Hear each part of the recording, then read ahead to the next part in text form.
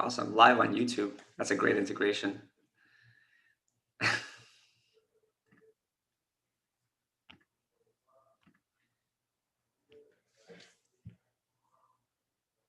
Yeah, should we kick things off?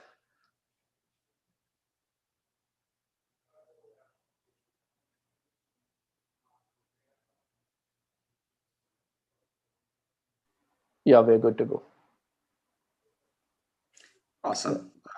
So let's start with a quick intro. My name is Dimitri. I'm the co-founder of QuikNode, and QuikNode is the fastest and easiest way to build on the world's most popular blockchains. Any software engineer can integrate with blockchain at production scale within 1 day without talking to anyone, without signing any long-term contracts. And the problem is because it's very difficult to set up and run and manage blockchain infrastructure, especially at scale.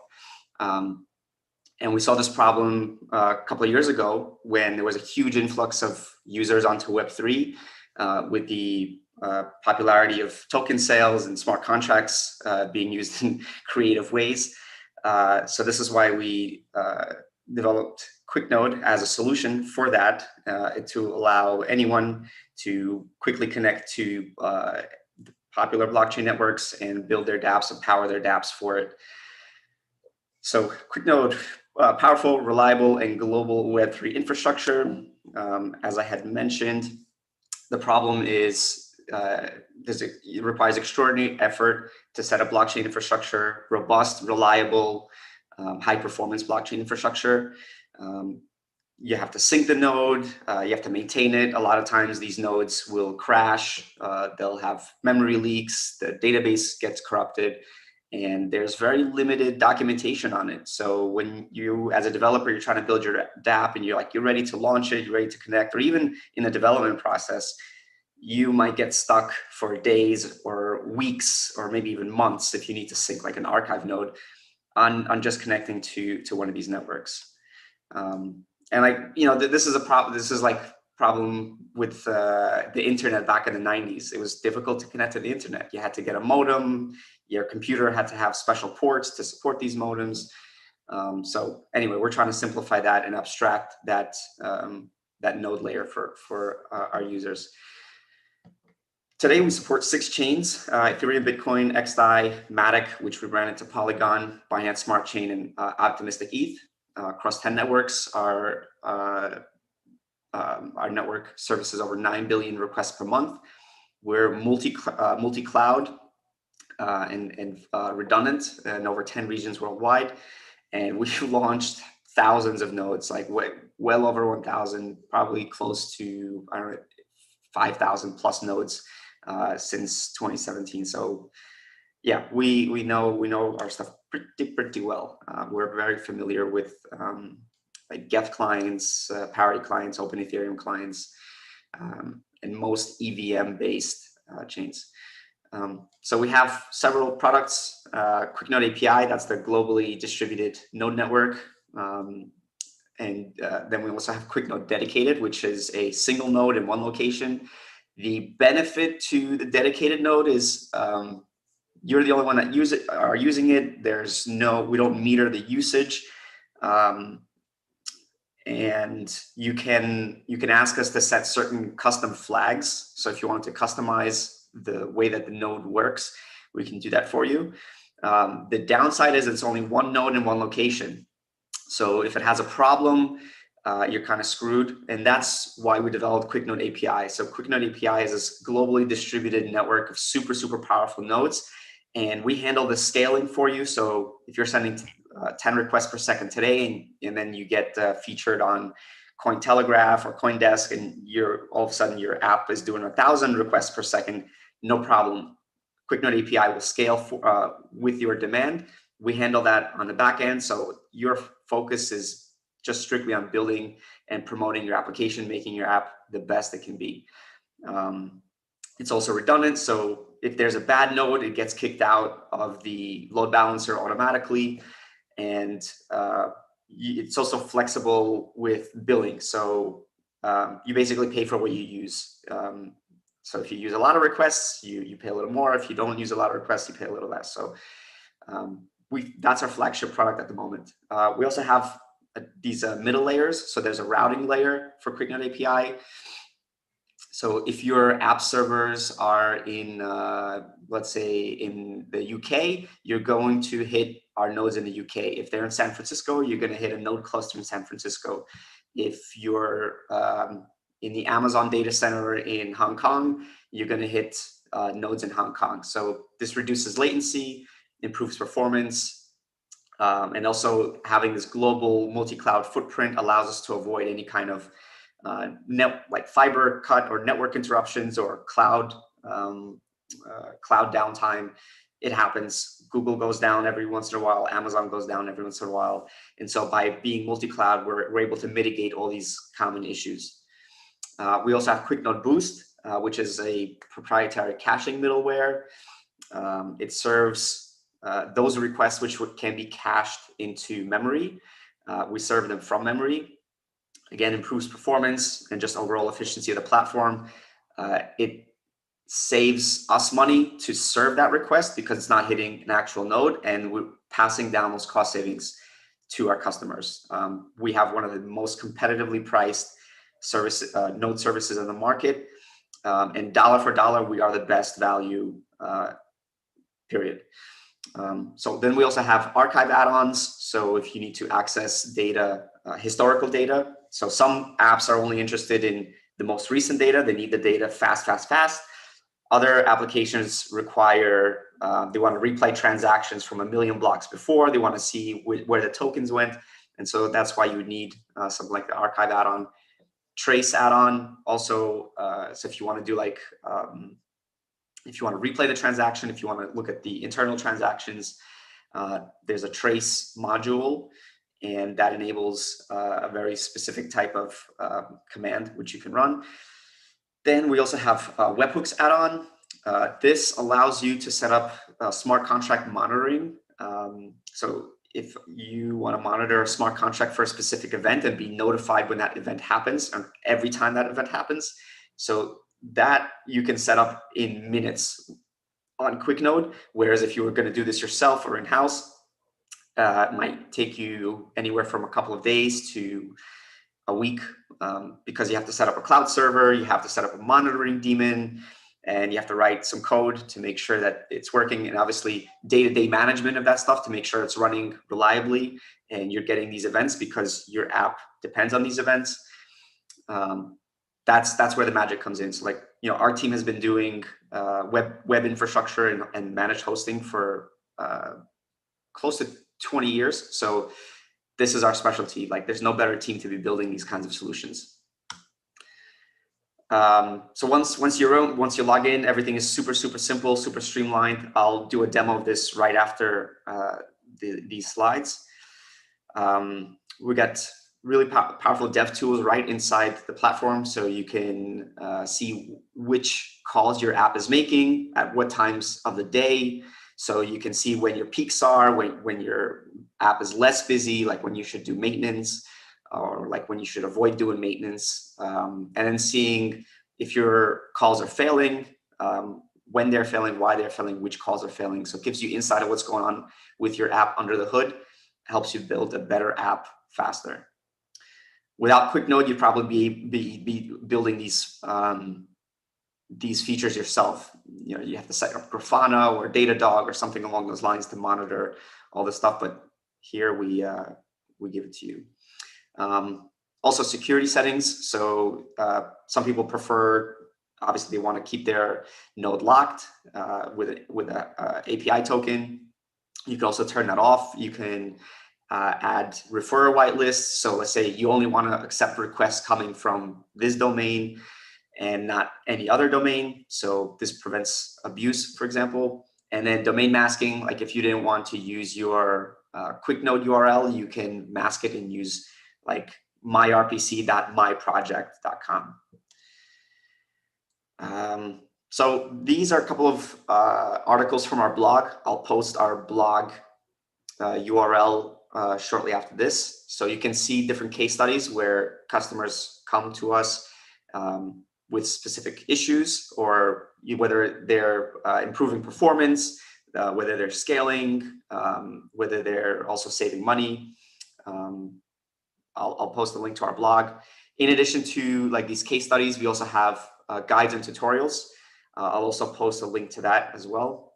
So if you're looking to learn more about Web3, Solidity, and just general infrastructure, do check those guides out. I'll be posting a link shortly after this. Yeah, our users are very vocal on Twitter. So if you search on Twitter, QuikNode, you'll see people talking about us and how they're enjoying the service, how it's helping them build their dApps. Pricing and tiers, we offer 7-day free trial for our base entry plan. And then of course, once your app gains traction and you start using more requests, you can scale up. You can change your plan at any time in your dashboard. And either if you have a new app just starting out, or if you have an existing app and you can do some math on like cost savings, if you're running it in-house or with another company, yeah, we're ready for any size of app today. Yeah, so yeah, QuikNode is the best developer experience on Web3. So if you're looking to connect and build on Web3, definitely consider QuikNode. Follow us on Twitter, and I'll post the links to our blog and guides. I feel like if you're new to the space or want to learn more, we try to create 3 high-quality tutorials every week because we want users to learn how to use technology, at least you know, get their hands dirty, get their feet wet, and get started.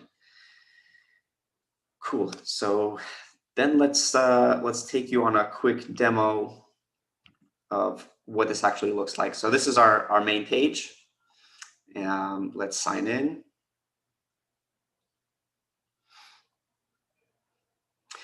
This is what the dashboard looks like, and this is where you have all your different nodes. So like over here, you can have, this is a Bitcoin node, this is a Ethereum mainnet node. Here we have an XDAI node. What else? We have a Binance Smart Chain node, we have an Optimism node, we have a Matic node.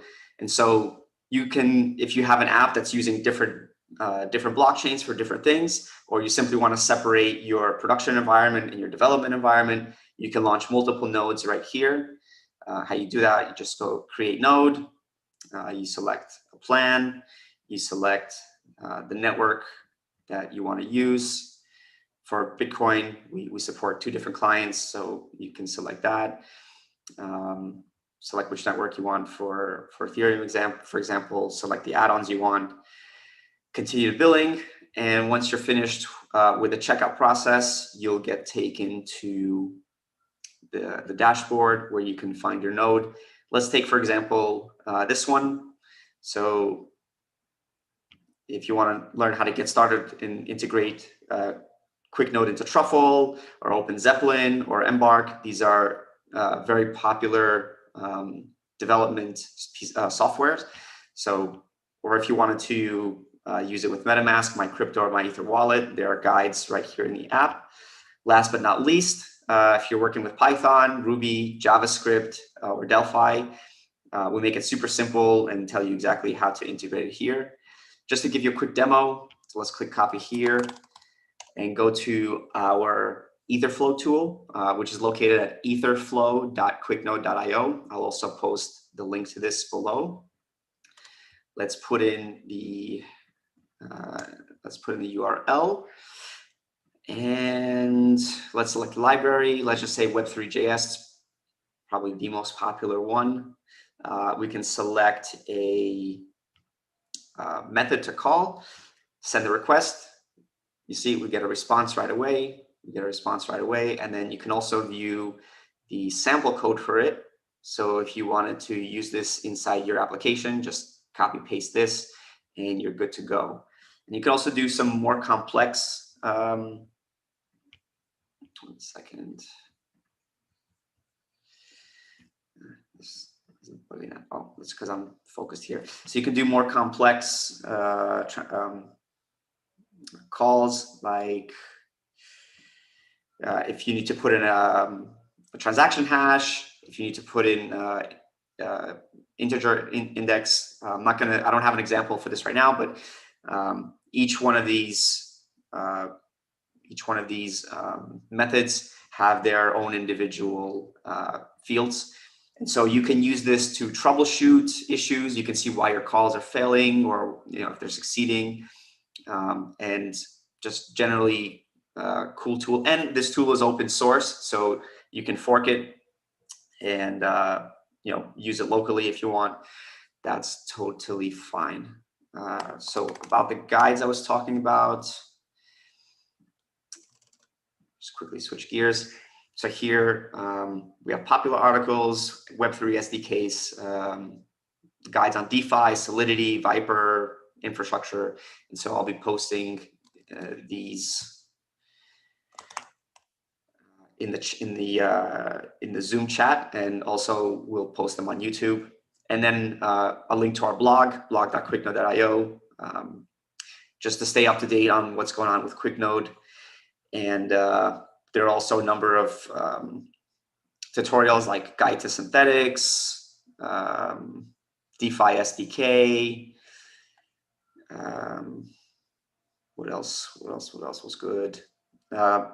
Managing your keys, like best practices for managing your keys with Ethereum, interacting with mainnet using Ganache.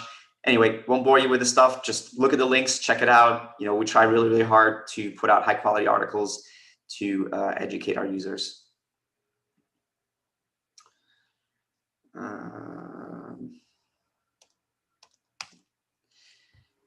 Cool.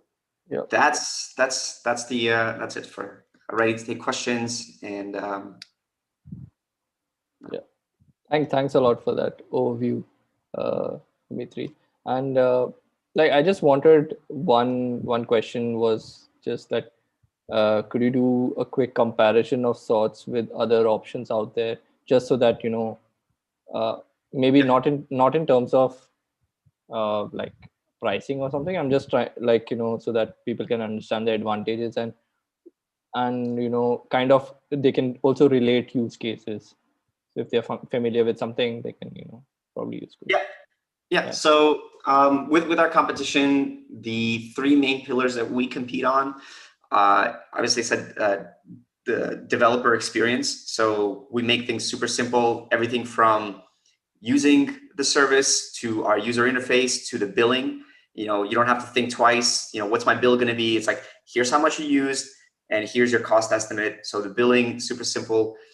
We also compete on tech, and tech is like reliability, performance, and also the availability of chains. So there's not many providers where you can go and you can get Ethereum mainnet, most of the test nets, popular test nets, and the Binance Smart Chain node, and a Matic node, and an Optimism node, all in one place. So all the popular chains that are being used with EVM today, that's what we support. So it's more of like a convenience thing, and the value, the cost, that's like the cherry on top. Some projects are cost sensitive, other projects not so cost sensitive. But if you can get ease of use, high performance, reliability, all the chains that you want, and it costs 30 to 50% less than the competitor, or you running the infrastructure in-house, those are the main competitor, the main differentiators for us. And we also wrote a blog article, so I just posted in the Zoom chat. So those, if you want to compare us to the two other main providers, just read that blog article. Sure. Yeah, so that's what I think some of them have used Infura earlier. Like one of the first tasks that these people got, like it was the week 1 task, was to sync a get node. So they had to do it by themselves. So some of them, just decided to use Infura. But yeah, QuikNode is also an option out there, which is pretty great. So any questions by anyone?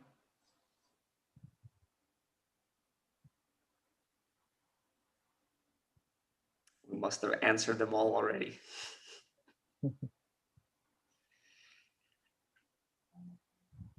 Yeah, I think don't have questions for now. We'll probably Denver, I had one. yeah, go ahead. Okay, so can you explain the process of getting a node up? Like, are the nodes something that individuals can get up, or is it something that you're doing specifically for organizations? Oh, it's for individuals. So anyone who needs to connect their application to the blockchain, it can use our service. So you can think of us as like the AWS for blockchain. So AWS, you have your bedroom developers and people just starting out, all the way up to billion-dollar corporations, and we function in the same way. So we have entry-level plans. Our $9 plan starts with a 7-day free trial, so you can see if it works for you or not.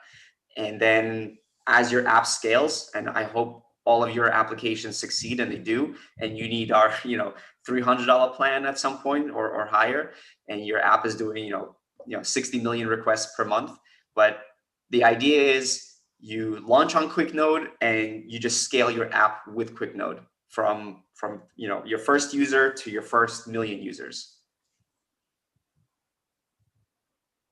Yeah, I think also probably something that might need to understand is that usually so far what they have done is they have deployed to Matic or L2s like that, right?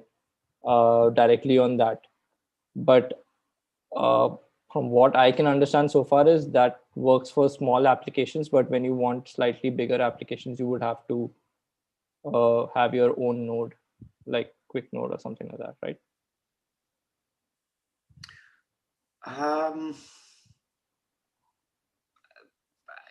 mean, if you're comfortable with running the infrastructure yourself, that's fine. The main pain point comes when, aside from dealing all the issues and the time drain it takes to run a single node or manage one node, the problem really becomes apparent at scale when you have to run multiple nodes and you have to make decisions on the kind of hardware you need to run it on, the cost.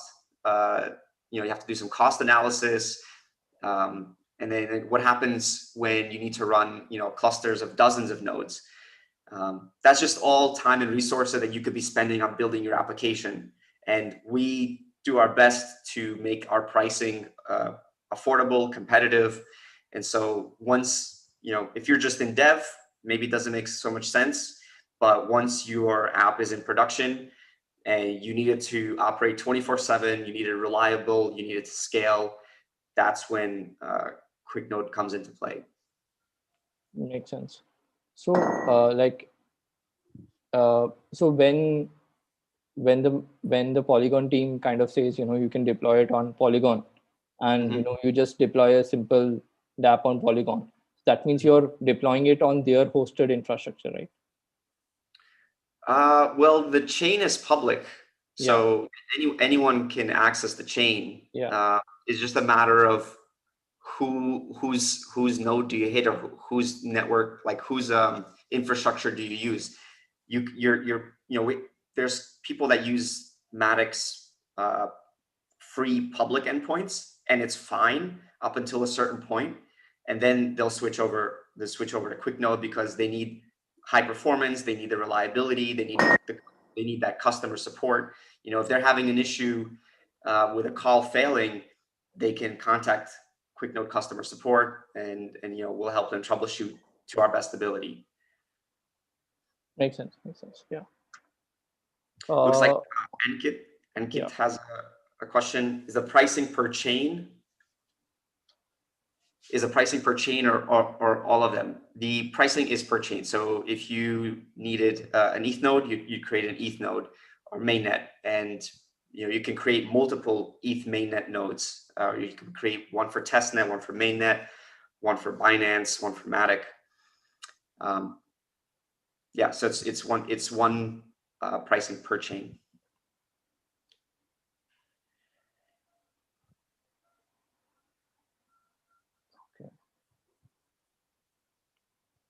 Oh, And for like smaller term projects and all, you would just suggest them to sign up for the free 7-day trial, right? For the smaller projects, yeah. I think for if you can get away with using the community public endpoints, that's a great option. That's why they're there. We're actually introducing a public endpoint for the Matic Foundation this week. So in addition to like one of the participants mentioned, Matic has this RPC service already. So there will be another option, like if you want to use QuikNode or you want to use another one. And it's great to have a choice and great to have multiple providers. We actually wrote a blog post. There was, I think last November, there was a unexpected Geth fork, and that took Infura, which is one of the largest Ethereum node providers, that took their service out for a couple of hours. And a lot of people realized the importance of having a backup or failover, or at least some other option than the single one that they're using right now, because you never know.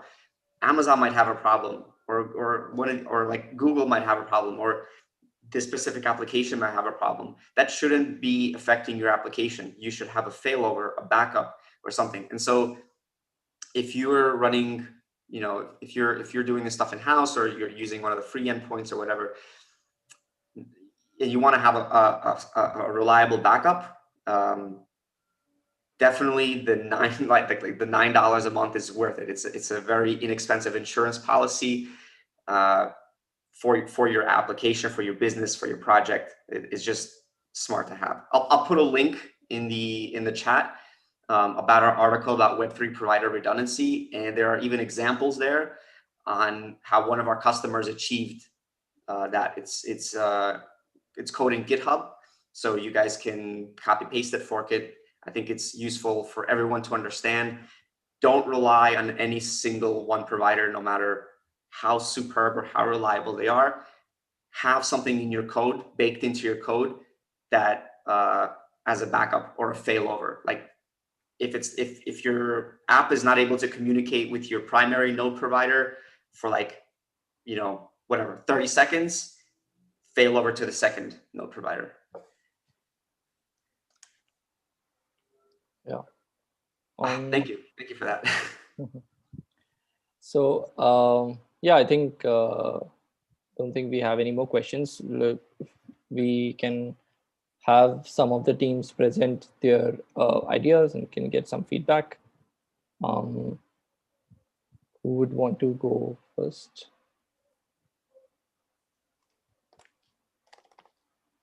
Gitansh, do you want to present? Yeah, sure, I can. Just give me a minute. Yeah. Awesome. So you're building this with someone? Yeah, Jayashree and I are a team. Okay. So you had two ideas, right? You can feel free to. Yeah. So like we integrated both of them into one only. Like, okay. But yeah, like I'll share my screen and I'll show you what we are trying to do here. Yeah.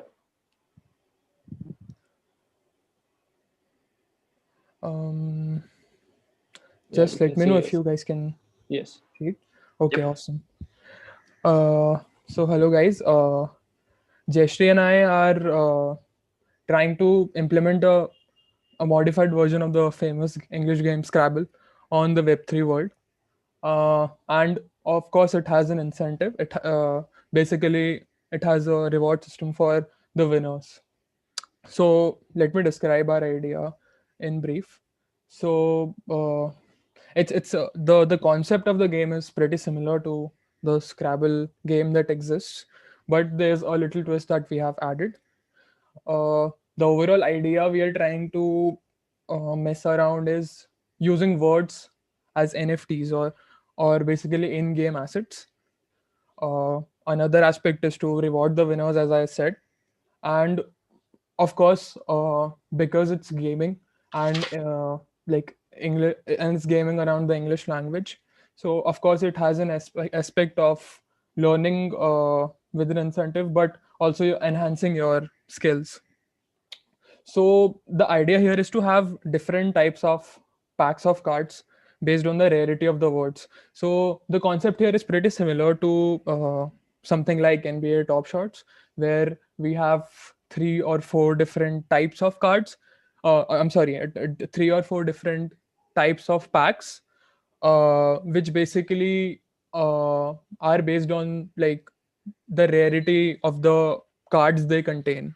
So there are certain English words which are rarer in our daily use. There are certain words which we use pretty regularly. So that is the kind of division here we are trying to make. So any pack would contain an X number of cards, with each of the cards would have a word written on it. So and of course the word has a value associated with it, which has been pre-calculated.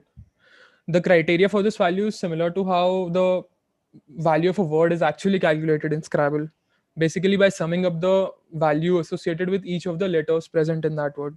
So what do I exactly mean by that? So let me take a random example. If there's a word called heroic, and in Scrabble we have this system where some letters correspond to 1 point, while because there are there are more words which contain these type of letters. On the other side, there are certain letters like Q and Z, where these type of letters are not that easy to make up a word with. So again, how we are trying to calculate the values, just summing up the all the letters, and that is the overall value with the value of the word that the card contains. Now, card with lower values have a higher chance of being bought in packs, and hence the maximum number of cards with the word in circulation is higher. So again, like the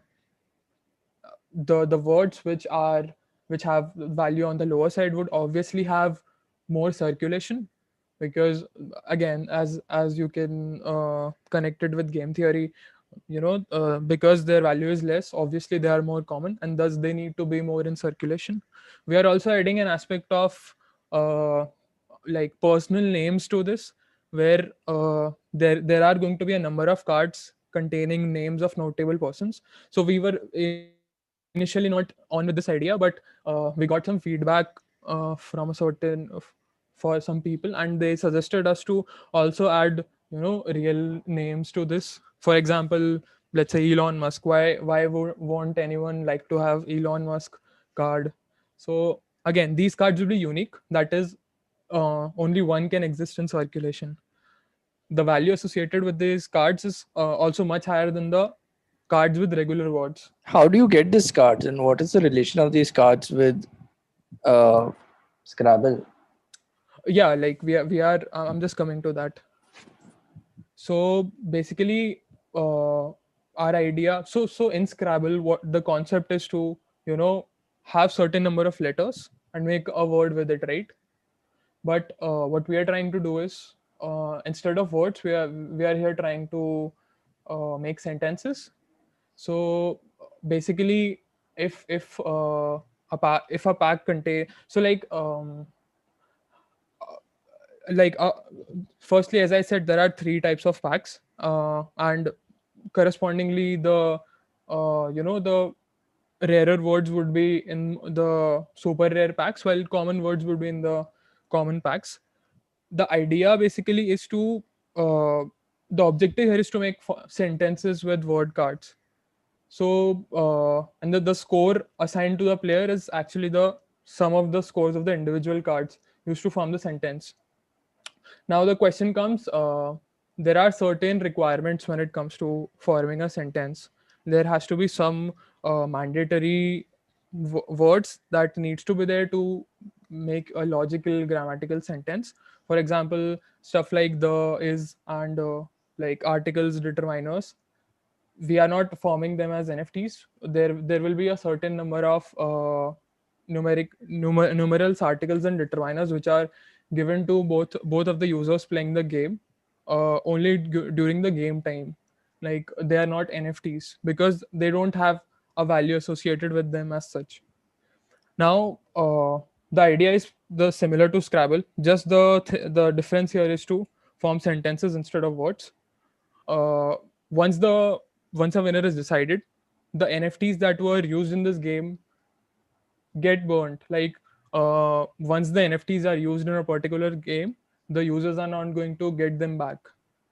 Now the funds obtained by purchasing of these different packs that we are trying to plan, they are made to pool and made to generate interest, and the overall winner of this like the overall winner of the game is awarded the interest generated on the fund pool.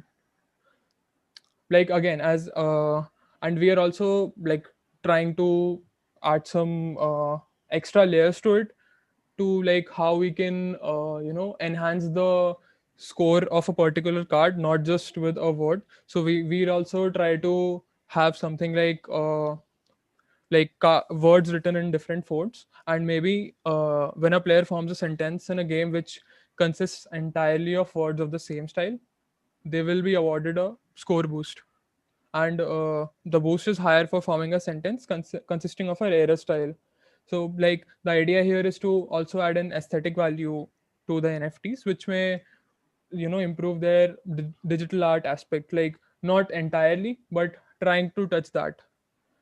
So like that is our idea in a brief. What we are like, why we have thought of this idea is because uh, firstly, like again, like the NFT market, they like I haven't seen such similar product on NFT market right now. And uh, of course, like why not, if people are going mad over digital art and stuff, why not have English words as NFTs and involve them in sort of a game. Again, another advantage that this has is we don't need any permissions. English words are basically not owned by anyone. So, and similarly, fonts are also open source to use. So we don't need permission for like from anyone to use these stuff. Uh, Again, like as I said, fonts. So we are trying to add fonts to also have some sort of a digital art aspect of it. And the possibilities, the idea we started this with was to like we ultimately plan to make some sort of a platform for uh, incentivizing learning a language, similar to what exists in web 2 world called Duolingo, where people are able to learn different languages.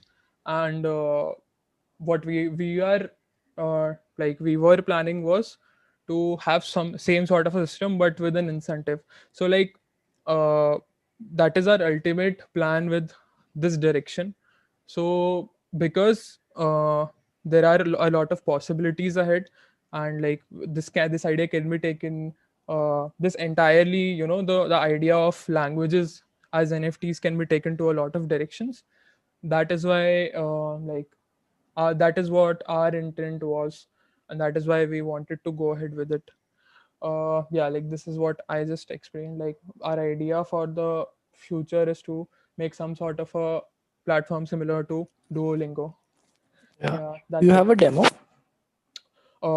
Like we don't have a demo yet. Like we are still like juggling between things. We are still on the finalizing the different technical aspects of it. So Okay.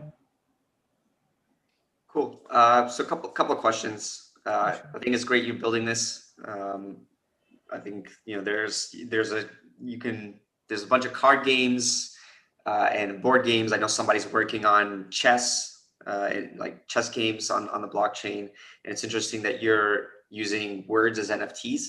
So will every dictionary word, so you'll NFT every single dictionary word and then bundle them into packs? so again, like if you follow a particular dictionary, there might be a lots and lots of words. So we identified a certain list of words. Like there's one list of words by Oxford, which basically is a list of 5,000 words, which they define as the most essential words in English language. So we haven't finalized the database of words yet, but we are going to, obviously going to, like, not going to have an entire dictionary, but like, because that would also depreciate the value of cards, right? If we have 1 million cards, then the value associated with these words would be lesser as compared to, let's say, having some, let's say, 5,000 maybe. So that is what currently we are thinking.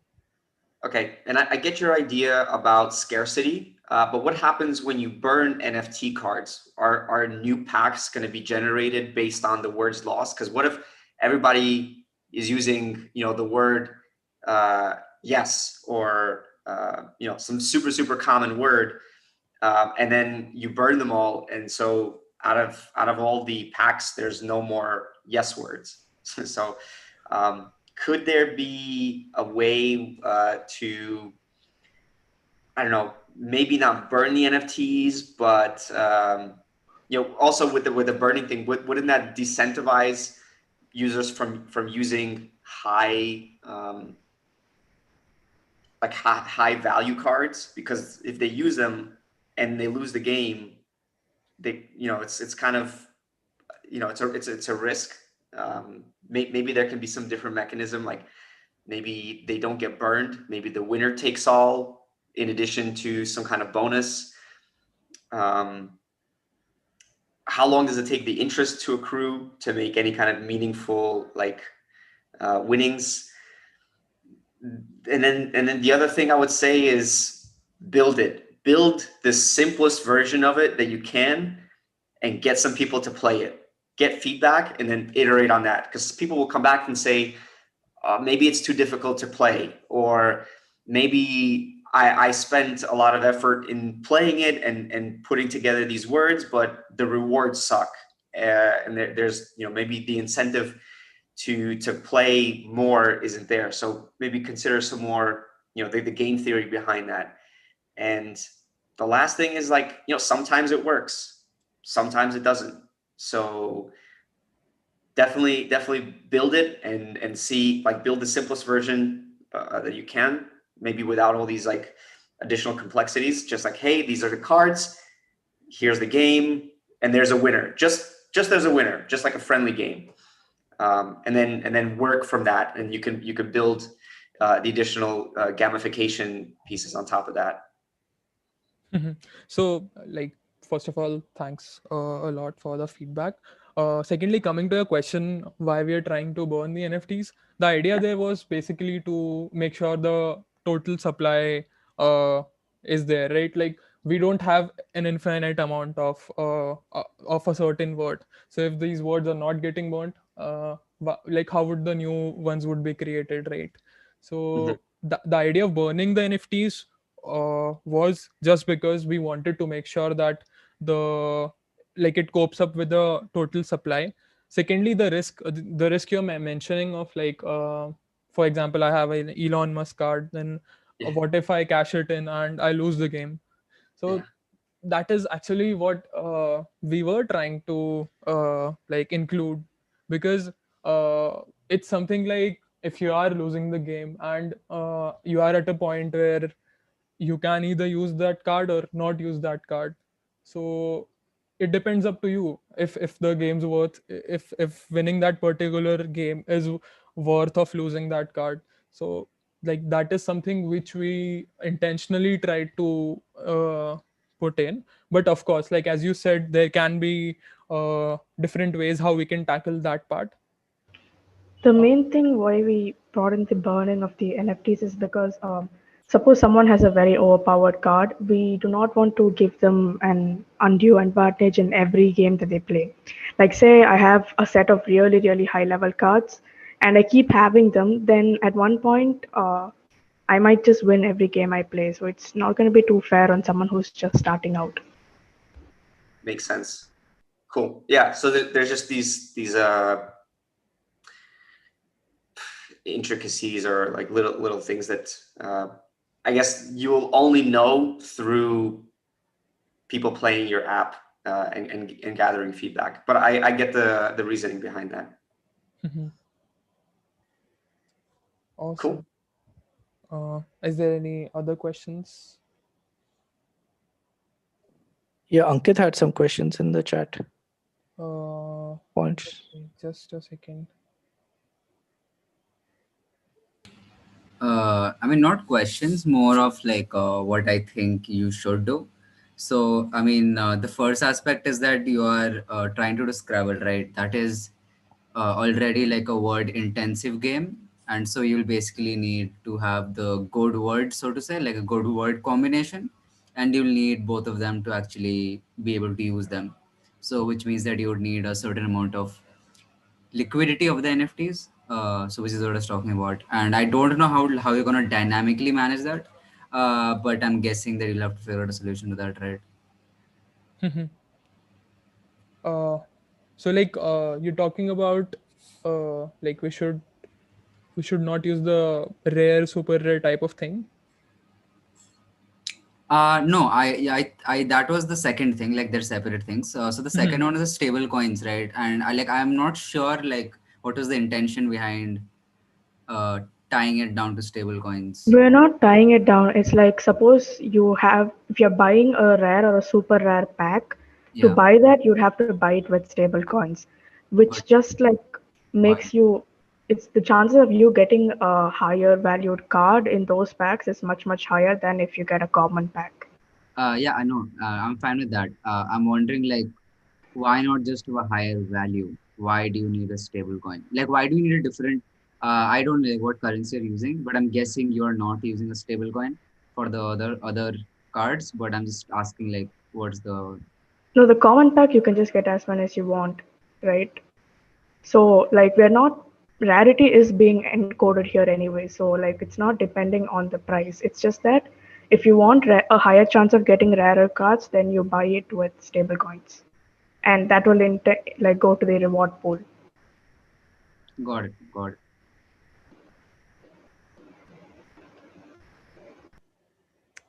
Yeah, looks cool, and I think like Dimitri said, like just build it, and then I think you can collect more feedback. Would be interested to see the gameplay and everything. Thanks a lot. Yeah. Okay. Who else would like to present?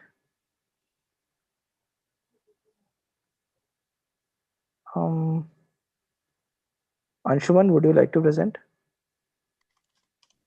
Yeah, sure. I'm actually still in a car and traveling, so I'll give a just the idea. I'm really sorry. I'm on a phone right now. I'll send some two links. So the basic idea that I'm trying to solve is amongst Compound and other Aave and all loaning facilities and loaning protocols that we have, there is a huge spread in a way of what the borrow APR is and what the lending APR is. So what I wanted to make is instead of a protocol, what if we can have like, so I got the idea sort of from NiftyX, where you could sell your NFT. Sorry, I got it the idea from OpenSea, where you could sell your NFT by putting out a bid kind of a scenario where people can bid on your NFT. In a similar way, what I want is, so if I want to borrow, let's say 1,000 DAI, what I can simply say is that, hey, I have 2 ETH to lock in collateral. And I want to borrow 1,000 DAI, but at a low interest rate of, I'm really sorry for the background noise, but I want to borrow it for a low interest rate of 3% APR, not 5% APR, like let's say what Compound or Aave would allow me to. And if somebody is okay with that risk, because there might be a lender who needs less risk because they're getting 2 ETH in collateral, and they're getting they just have to, they're getting less APR, but their risk is also less. Similarly, there might be some lenders that can afford high risks, but are looking for higher APRs as well. And if you check out the two links that I sent below, there is a considerable margin between the lender APR and the borrow APR. And the basic idea is that once I open up a bid, the bids will go on L2, where any sender or any any borrower or any lender can put out a bid, and if the bids are matched effectively, the bids can be matched on basis of whoever is. They can be partially matched or they can be fully matched as well. I hope I'm making sense. Yeah, it's very ambitious. It's like eBay for lending. Brings everything like more like peer-to-peer, like direct person to person. Exactly. Governed by smart contracts. It's very similar to like an exchange order book. Somebody wants to sell for this price. Whoever wants to buy it for that price, they can. I think the advantage with the larger lending protocols is well, like you said, there's collateral and there's more liquidity. But yeah, instead of a central smart contract setting the rate, you can dictate your own rate, and I guess that would generate its own smart contract once the two parties enter into an agreement, and then that agreement is governed by that smart contract. Interesting idea. Exactly. And what I wanted to do is to ensure. So another thing I noticed on OpenSea is that I think the bids have to be centralized to avoid the gas fee. That's where I wanted to use sort of the technologies we kind of learned, which is Matic and Biconomy, where we can foot the bids and the asks originally, so that there's a lot of traction. It's going to be hard to bring the markets from Aave and Compound back to a protocol like this, where especially you're not trusting a protocol, you're just trusting somebody else, and you're trusting a smart contract between it, because you're not dealing with a pool of funds here. You're dealing with a slightly higher risk of a single entity. So I'm going to try and avoid the gas fee, which I'm hoping that can be done via Matic and Biconomy, where I'll be footing the Matic for the people who put on the bids on a certain opened ask effectively. But the funds will be obviously moved back on the main chain. Yeah, absolutely. Also check out our friends at loopring.org. So they're a layer 2 scaling solution that's based on ZK rollups, but it's specifically towards exchanges and order books. So you may be able to do this relatively cheaply on the main chain, maybe without even having anything on L2. So check out loopring.org. Sure, that'll be cool. Yeah. But yeah, I like the idea. Again, build it. If you'll know exactly whether I don't think anything like that exists today, and just by building it, you'll understand either you're onto something, or there are certain barriers that are preventing this kind of product from existing today. But that totally makes sense. Like if I wanted, if I needed, to lend out, or if I wanted to borrow money and I have a certain rate, I should be able to put that up on an order book. And if somebody's cool with my terms, we should be able to get into a smart contract governed by the blockchain, without any kind of like middle third party on whichever terms you said. So interesting. Definitely try to build it. Yeah, surely. Yeah, cool stuff. And I think, do check out Loopring. It's a pretty nice product now, and maybe I can definitely take some inspiration there. So next, is there anyone who would like to present next?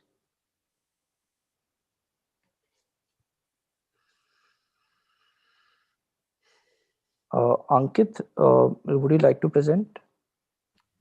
Actually, we don't have a presentation, like we haven't made anything. So like I can talk which was the idea, but yeah, like there's no presentation. Is that cool? No, that's fine. Just want to Alright, know alright. what you're building. So basically, what we're planning to do is to kind of build an NFT solution for YouTube creators. So kind of the same way that you can tokenize tweets or images or something. We want to kind of like present YouTube videos as NFTs, and what we're planning to do right now is to kind of pitch it as a one-of-one autograph kind of thing. So where we'll basically and the point is we're kind of having to centralize the idea, because I think we want the experience to be seamless. I mean, not centralized, just like proxying a few transactions for the end user. That's pretty much all we're doing. And so basically what we'll do is to create these one-of-one video NFTs on the chain, and then we'll probably store the video or somewhere in Glacier, and then we can give it back to them on demand if the person really wants it. And so the idea behind it is kind of that what we have done is so that once the creator is able to mint the NFT, they can basically get recurring fees of that. So it's kind of a revenue generator for that creator, right? So every time that NFT changes hands, a certain portion of that money will go back to that creator. So it's basically, you can think of it as a collectible as well as a revenue generator for that particular creator. So that's basically what you're thinking of. Cool. So the actual video would still remain on YouTube, or you're saying you would host it somewhere? You said Glacier. So basically the video will remain on YouTube, but we'll basically still be making a copy, because if the NFT holder wants it, we can like basically just retrieve it from the Glacier storage and present it back. Got it. Yeah, so I have seen these like the tokenized tweets. I think there's like a new project called BitClout that's coming out. That's also like every account is an NFT and all the tweets are NFTs.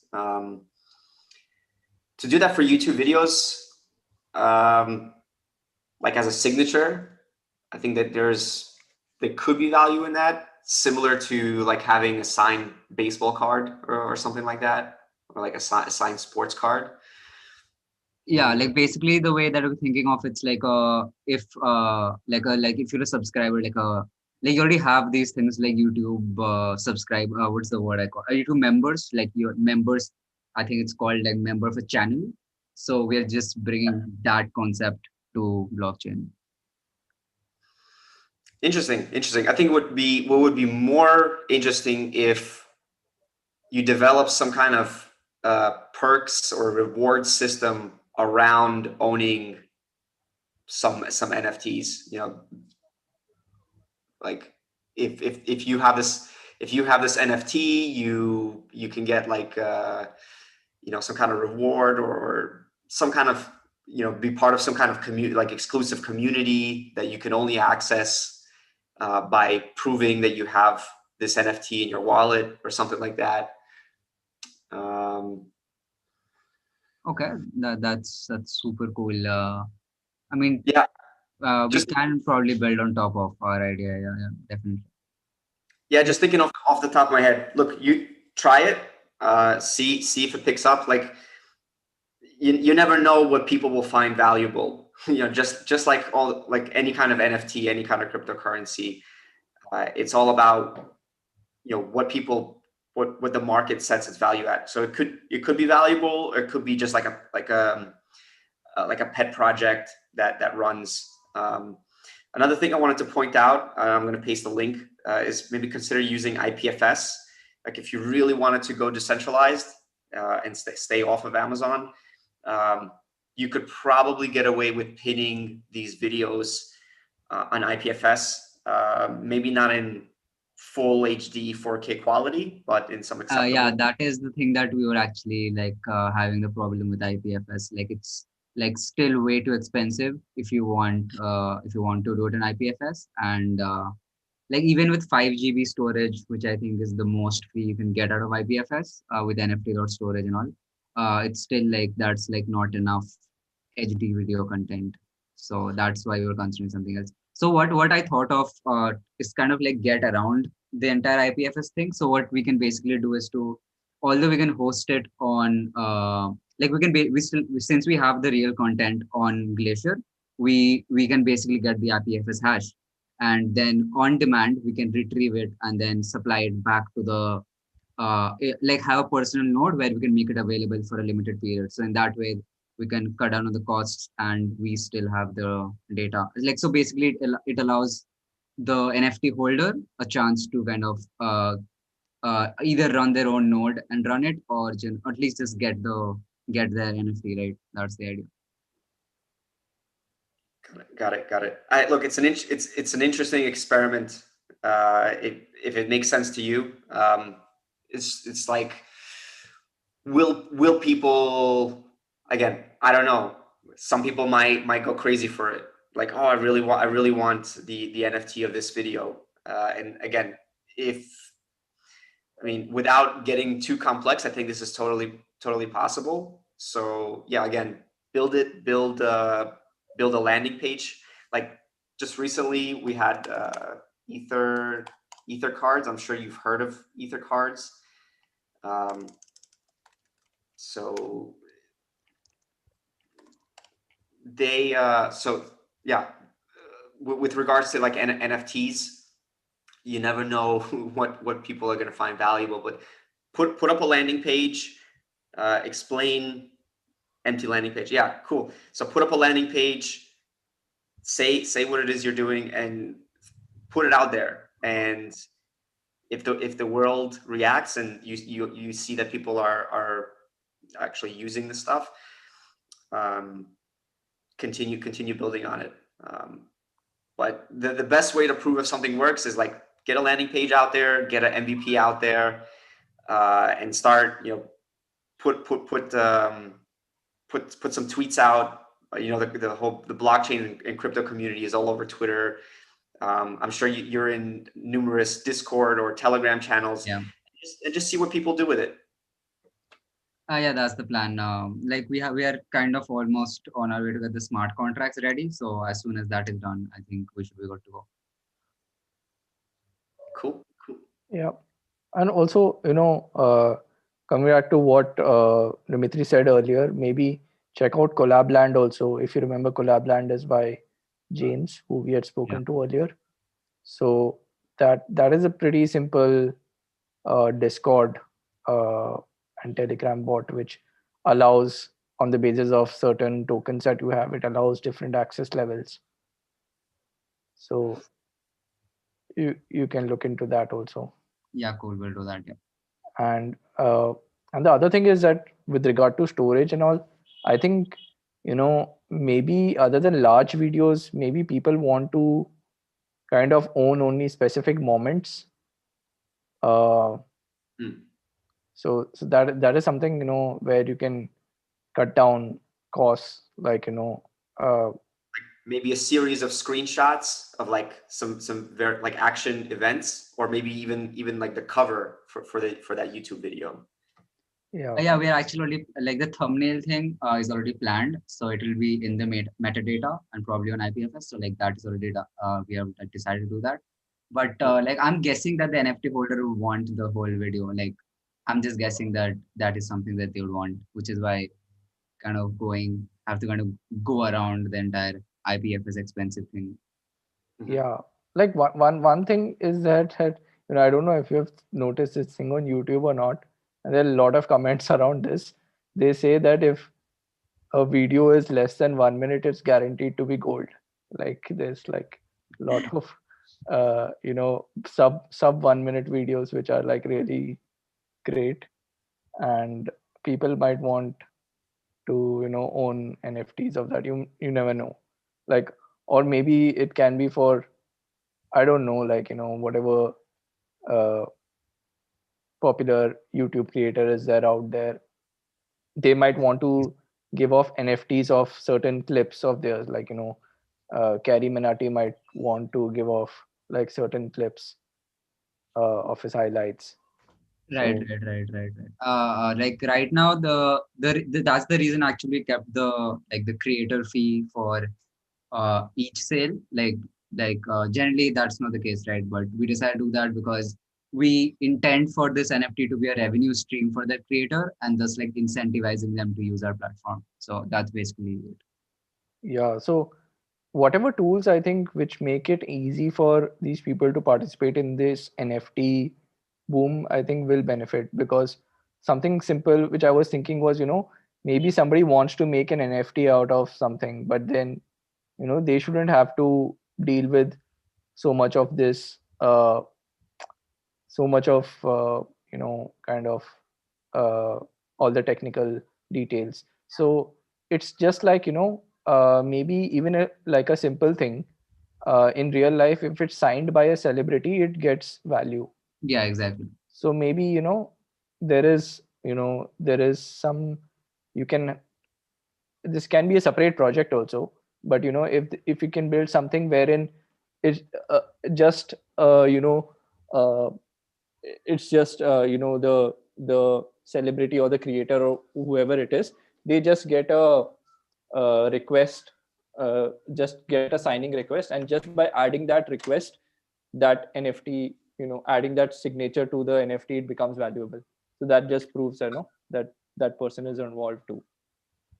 So I guess Right. the general idea there is maybe to have them sign in using their sign into your platform or your landing page using their YouTube ID. This way you can prove that they're the owners of this video, and then with a couple of clicks and maybe some Web3 injections with like MetaMask, they can mint this NFT right Yes. right in your platform.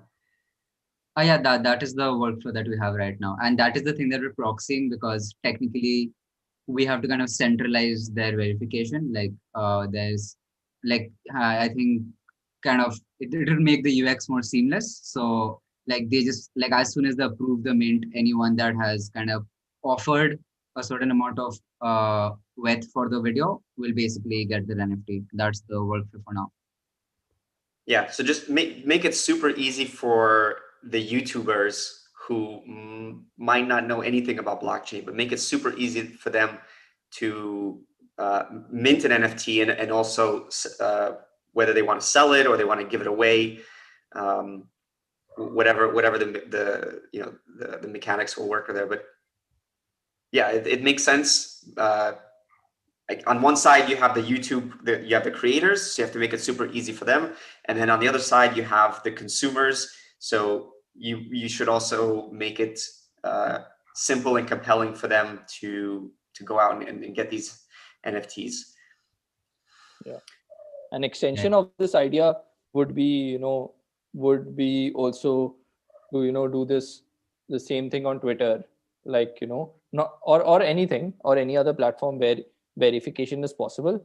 So uh, so like once the identity of that person is verified, so let's say there's a famous personality like uh, I don't know, like this Leonardo DiCaprio, like anyone, right? So someone just creates some sort of artwork and they want to sell it, but they just want Leo to sign it. So how do they get it verifiably proven that he is the one signing it? So maybe he has a verified Twitter account, then he signs in and then he adds in his signature, and that's how he digitally signs it, and that's how it's just like taking something random up to him, he signs it and it becomes valuable.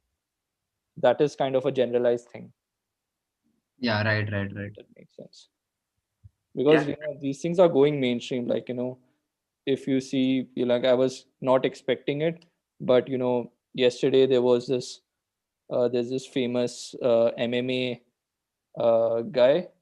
He's like printing, like minting NFTs and stuff, and like one of the last people, like it's like now it's kind of truly going mainstream.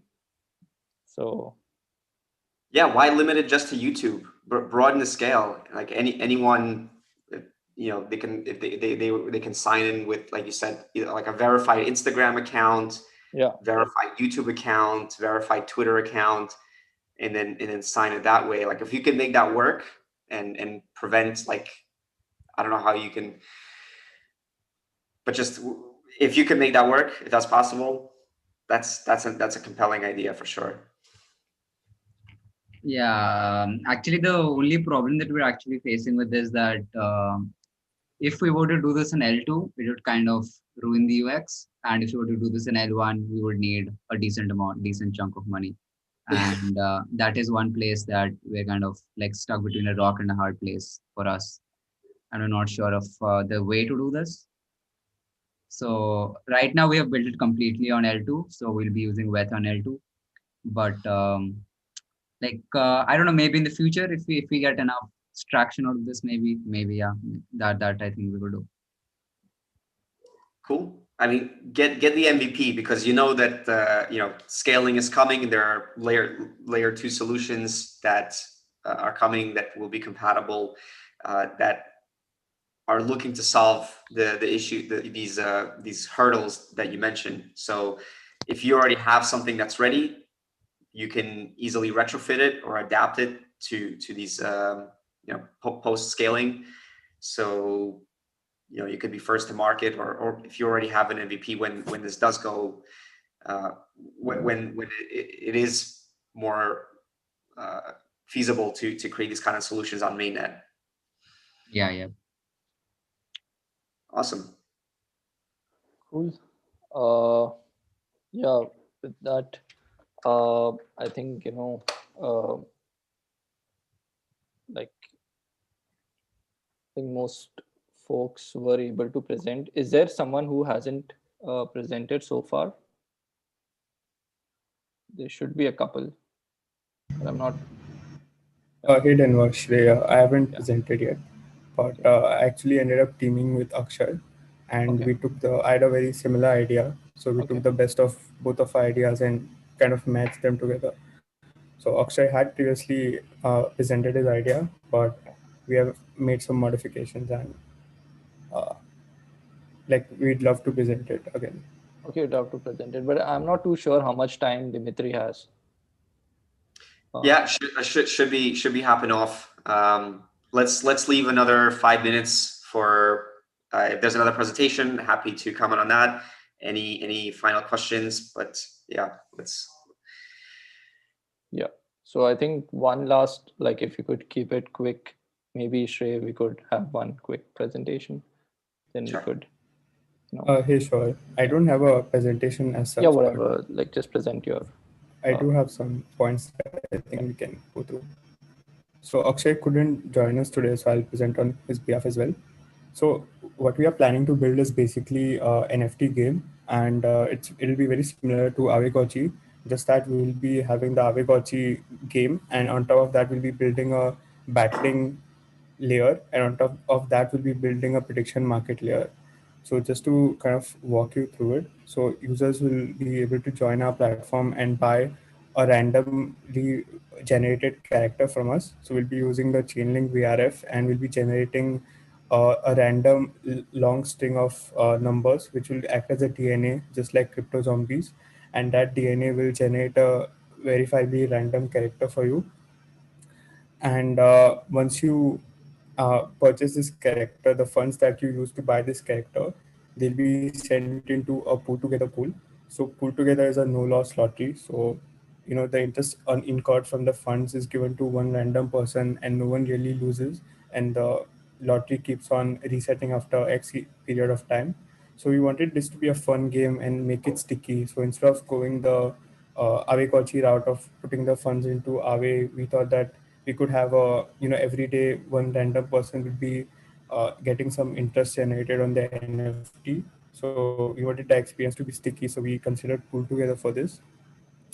And each NFT will have like unique attributes. So what we are considering is stands like water, earth, fire, and also some kind of battling attributes. And you'd be able to battle other NFTs as well. So say two NFTs have their unique attributes, and they can battle one another. And for the battling part, it'll be a contract on its own. And for the battling contract, we're considering using the commit reveal format, wherein both of the users or both of the people who own NFTs kind of send their attacking moves to the contract. So they send their first three attacking moves, and the other person will also do that. and the contract will over time kind of execute these moves, and whoever has say more strength towards the end of these moves, they become the winner. And maybe for these battles, people can stake some money, and whoever loses the battle, the money gets transferred to the other person. But what another thing that we were considering was, why just keep it, limit this to just two people battling one another? We could also just build a prediction market on top of this, wherein random people could kind of bet which character would win. Uh, of course, for the prediction market to work, this would have to work at scale with a lot of people battling one another. But we thought it would be fun to kind of set that infrastructure to kind of make this happen. And yeah, as a future scope of the project, we are not sure we can add this for now, but we're also considering if we can add support to some of the popular NFTs to battle one another. So imagine like an Avekochi battling a CryptoPunk, and we can just fetch their metadata and have like a custom battling algorithm for them in a battling contract, and they could fight one another. So that could be really cool as well. And we just really want to open up NFTs and the gaming aspect of NFTs to the masses, and we are hoping this project would eventually do that. And another cool thing is that, as I mentioned, the money that you use to buy an NFT is sent into a pool together pool, so it incurs some interest, and that's how the value of the NFT itself kind of appreciates over time. But we were suggested that we look into a better DeFi mechanism over here, so we'd be open to suggestions here as well. So this is kind of our idea. Nice. So this reminds me of an app called Kitty Race. I just pasted it in the chat. And you would take your CryptoKitty NFT, and based on its DNA, there were certain traits like speed, luck, strength, stamina, and that would determine how fast your CryptoKitty gets around the racetrack. And so this sounds similar to that, where it's like a competition based on the DNA of the NFT. So I think it's a great idea. I think there's obviously crazy amount of applications here. I grew up on Pokemon Red and Blue, so this totally makes sense. In fact, Pokemon is inspiration for the battling contract. We are still working on it, but we do plan on looking deeply into Pokemon and taking inspiration from there. You understand how big Pokemon is, and I'm sure you're not the only one that's working on something like that, but there's definitely demand for that. There's definitely a future for that, both in collecting the NFTs, but also the competitive and the gamified part of that. The prediction market, I think that's a secondary feature. Focus on the core functionality first, and then you can implement a prediction market, or you could. I'm sure you've heard of Augur. I think there you should be able to like bootstrap that functionality into your game rather easily. But I think you're on the right track. Go with the MVP. See how this works, and check out Kitty Race, because I think there may be some.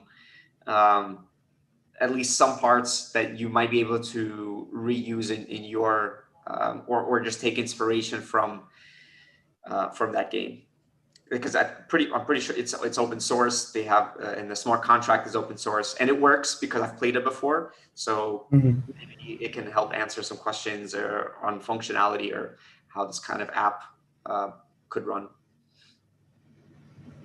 Yeah, thanks a lot, Dimitri. We'll definitely check it out. And just one question I had was, do you have any suggestions for the whole, interest generating aspect of it? Like for now, we were considering pool together, but do you have any suggestion or something that we can look into that might be a better way to go? I think it's a great idea. The whole no loss lottery idea. I'm a huge fan of it. I actually think it's great. So by your taking the proceeds of the purchase of these cards and also basically incentivizing people to buy these cards for a chance to win the interest from that pool. I think it's a very interesting part that might set your game apart from all the other games. Mm-hmm. Cool. Thank you. Thanks a lot for the feedback. Any other questions or feedback? Anybody else? I think it's pretty cool. Like you should definitely build it. From what I could understand, I can understand it's like, yeah, if you are able to replicate like, you know, the stickiness like of Aavikochi and all, like nothing like it. Like it would be amazing. Mm-hmm. Yeah. Yeah, thanks a lot. Thanks a lot, Dimitri. Thanks, Denver. Cool. So yeah, thanks Dimitri for joining us, and yeah, it's a pleasure every time to have you over, and you know. Yeah, it was my pleasure to be on. Thanks. It's fulfilling to hear about all these new projects and that people are getting involved in the blockchain community. Thanks for hearing me out, for listening to the presentation about QuikNode. Again, just to remind everyone, look in the chat and scroll up, or on YouTube, look in the comments to check out all the links that were posted and that we talked about here. So everything from our guides to the blog, and to the other resources that we spoke about here. Maybe you can just copy and paste this entire chat in there in YouTube, or it's fine, I'll do it. But yeah, it's always a pleasure to be on and to be able to support the developers building on Web3. Yeah. Thanks a lot. We'll surely catch up sometime soon. Sounds good, guys. Take care, everyone. Have a great day.